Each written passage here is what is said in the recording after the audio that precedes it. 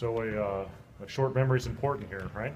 Yeah, I mean, we just got to move on and get to IU and work on the same things we work in practice, doing all the little things, and then obviously what they do and what we can do against them. You don't want to be in this situation, obviously, but you lost to Northwestern in a tough game and responded against Penn State. Does that give you and them some confidence that they can come back quickly?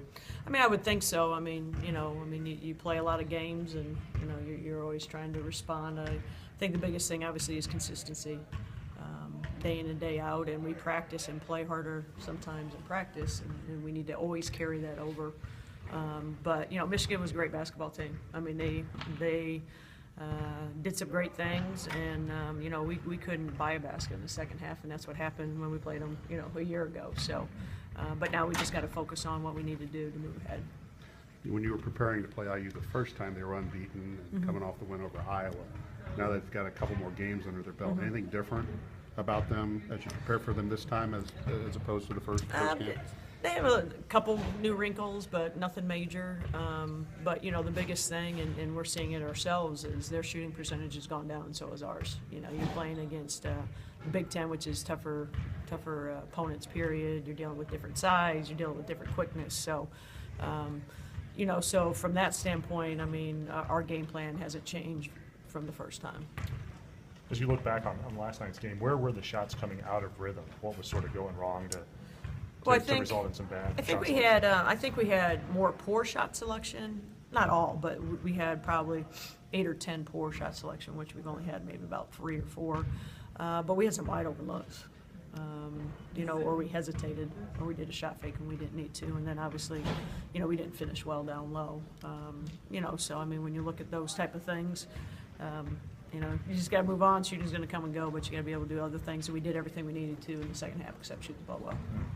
At what point do you get Michigan out of your mind and think about the Hoosiers? Was it last night, this morning? How does that work? As a coach, you never get it out of your mind. You move ahead, but as a player, you got to right away. In today's practice, when we go in there, we're not talking about Michigan and what happened. We did that last night, so now it's just moving ahead and watching video and getting the scout for IU.